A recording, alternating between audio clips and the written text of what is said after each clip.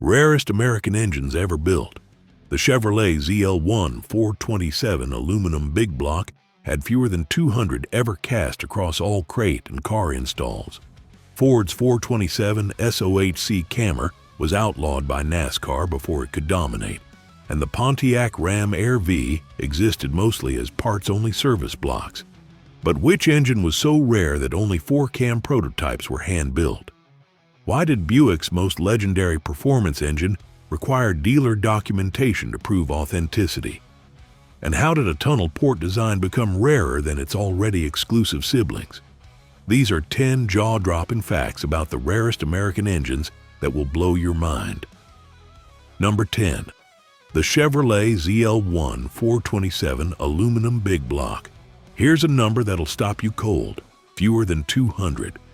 That's the total production run of the legendary ZL1 427, combining both crate engines and factory installations. This wasn't just any big block, it was Chevrolet's Moonshot engine, an all-aluminum monster that weighed about the same as a small block but packed 430 horsepower. The engine was essentially a detuned Can-Am racing motor, featuring aluminum block and heads, forged internals, and a mechanical lifter cam that could spin to 7,000 RPM without breaking a sweat. The problem? Cost. In 1969, ordering the ZL1 option added a staggering $4,460 to your Camaro's price, more than the base car itself.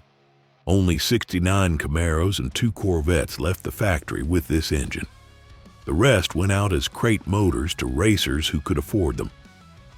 Today, finding a genuine ZL1 is like discovering buried treasure. The aluminum construction made many vulnerable to damage, and countless examples were blown up on drag strips. Survivors command prices approaching 7 figures.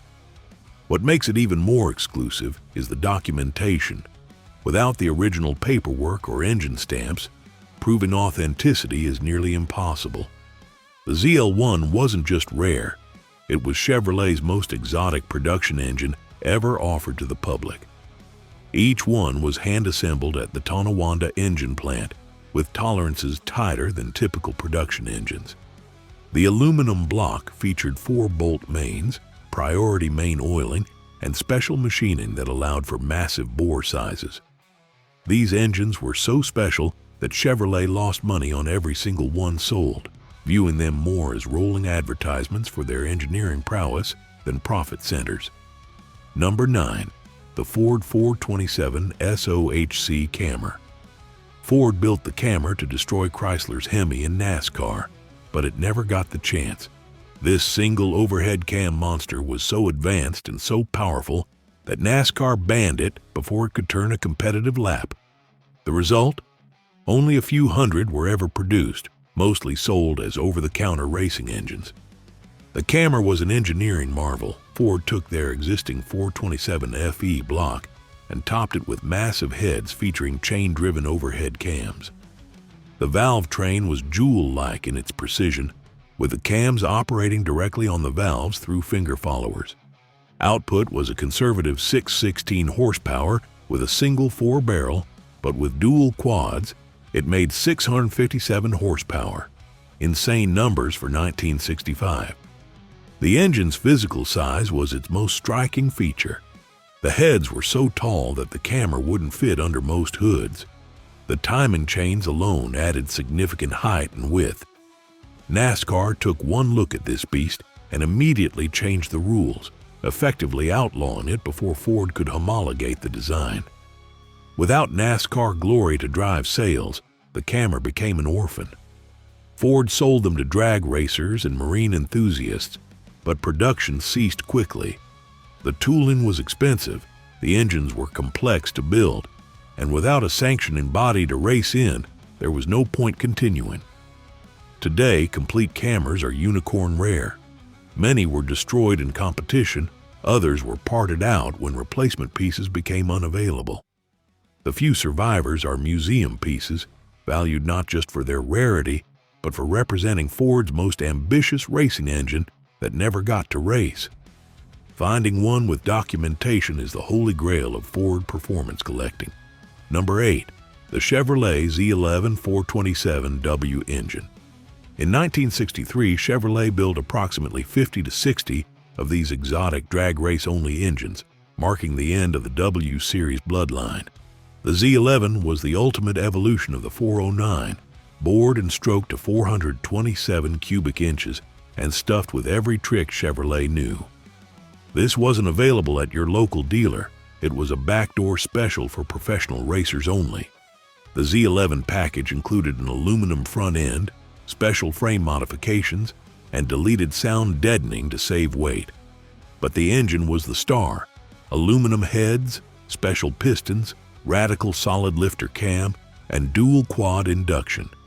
It was rated at 430 horsepower, but everyone knew that was conservative. These engines regularly made over 500 horsepower with minor tweaking. What makes the Z11 impossibly rare today is that most were campaigned hard in superstock racing. They were crashed, blown up, and modified beyond recognition. Many had their valuable aluminum heads removed and installed on other engines.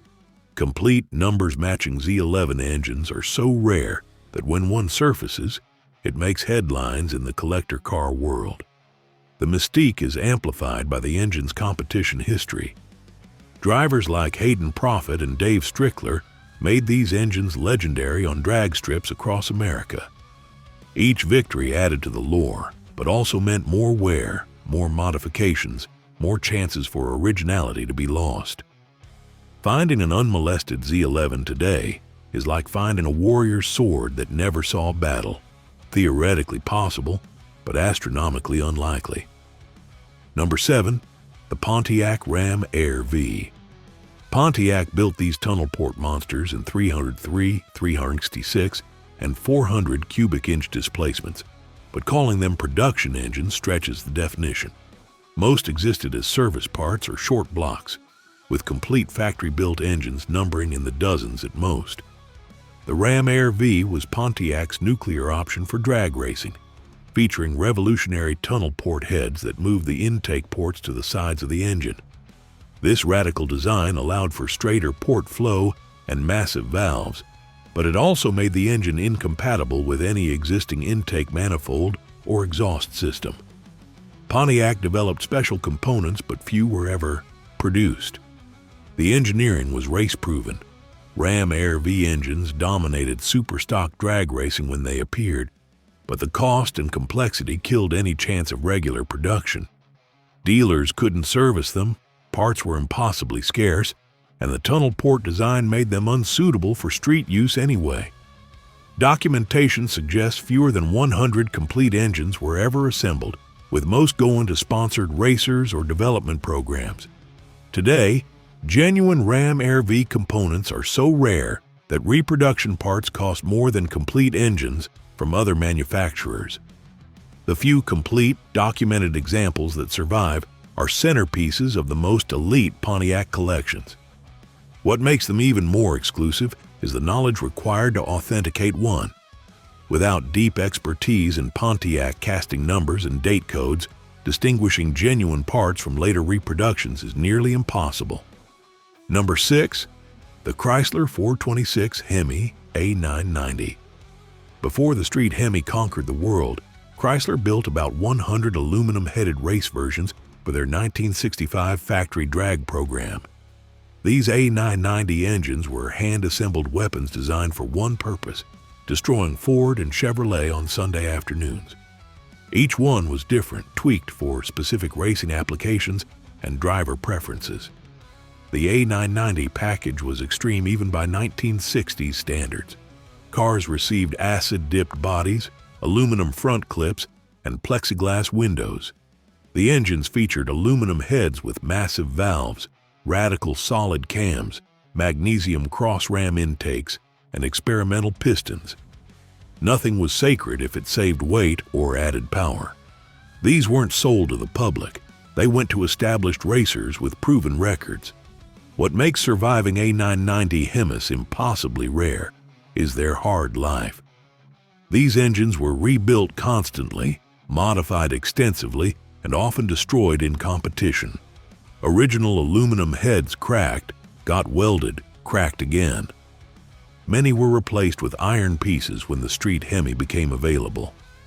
Finding an unmodified numbers-matching A990 engine is like finding a perfectly preserved battlefield artifact. The historical significance adds another layer of rarity. These engines proved the Hemi's dominance and paved the way for the street version. Every one that survives represents a piece of drag racing history, a tangible link to the sport's golden age when factories built barely legal missiles for weekend warfare. Authentication requires expertise that few possess, making genuine examples even more exclusive. Number 5. The Buick 455 Stage 2. Here's where documentation becomes everything. While Buick sold Stage 2 components through their dealer network, genuine factory-built complete Stage 2 engines are unicorns, numbering in the dozens rather than hundreds. The confusion stems from Buick's approach. They offered the parts but rarely assembled complete engines at the factory. The Stage 2 package transformed the already potent 455 into a giant killer. Special heads with massive valves, a radical cam, forged pistons, and careful blueprinting pushed output well beyond the advertised 360 horsepower. These engines embarrassed big blocks from other manufacturers, running 11 second quarter miles in full-weight GSX bodies. But here's the catch. Proving you have a real factory, Stage 2 versus a dealer-assembled or owner-built version requires paperwork that most cars lost decades ago. Broadcast sheets, build records, dealer invoices. Without these, you just have parts. The engines themselves were often modified further, making originality even harder to establish. The mystique grew as performance enthusiasts discovered what these engines could do. Stories of Stage 2 Buicks hunting Hemis and big block Chevelle became legend.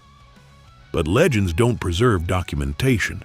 Many genuine Stage 2 engines lost their identity through rebuilds, racing modifications, or simple ignorance of their rarity. Today, authenticated factory Stage 2 engines command prices that shock even seasoned collectors. The combination of extreme performance, limited production, and documentation challenges creates a perfect storm of rarity. Each confirmed example represents not just an engine, but proof of Buick's brief, glorious assault on the muscle car hierarchy. And before our final revelation, don't forget to hit that subscribe button for more videos and leave a comment if you knew any of these facts. Number 4. The Oldsmobile W-43 DOHC 455. Oldsmobile built fewer than 10 of these 4-cam experimental engines, making them possibly the rarest American V8s ever created. The W-43 was an engineering exercise that pushed boundaries so far it became legend. Twin overhead cams per bank, 4 valves per cylinder, and technology that wouldn't appear in production cars for decades.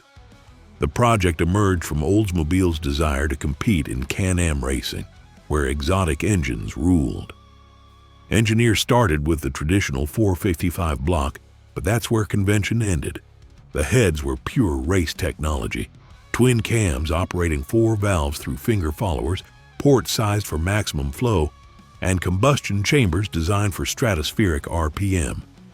Output was rumored to exceed 700 horsepower, though Oldsmobile never published official figures. Why so few? Cost and complexity killed the program. Each engine required hand assembly by specialist technicians. The valve train alone contained hundreds of precision parts that demanded perfect tolerances. One test engine reportedly cost more to build than 3 complete production cars. Oldsmobile realized that even if they could sell it, no customer could maintain it. The engines that survived did so by accident rather than design. Most were destroyed in testing or disassembled for study. The few complete examples hide in private collections or corporate archives, rarely seen and never sold. When enthusiasts claim to have W-43 parts, they're usually mistaken or lying. The real ones are too rare for casual discovery. Authentication is nearly impossible without corporate documentation, making genuine W-43 engines the ultimate Oldsmobile collectible. Number 3. The Ford 427 Tunnel Port FE. While standard 427 FE engines are coveted, the tunnel port variant exists in a different universe of rarity. Ford produced these for a brief period in 1968, primarily for NASCAR and Trans Am competition. Production numbers are murky, but experts estimate fewer than 500 complete engines, making them far scarcer than medium or high riser variants. The tunnel port design was radical. Intake ports were completely round and massive, requiring specially designed intake manifolds that looked like they came from a locomotive. The ports were so large that push rods had to pass through them, hence the tunnel designation. This design allowed incredible airflow but made the engine nearly impossible to run on the street. Power output was stratospheric for naturally aspirated engines of the era.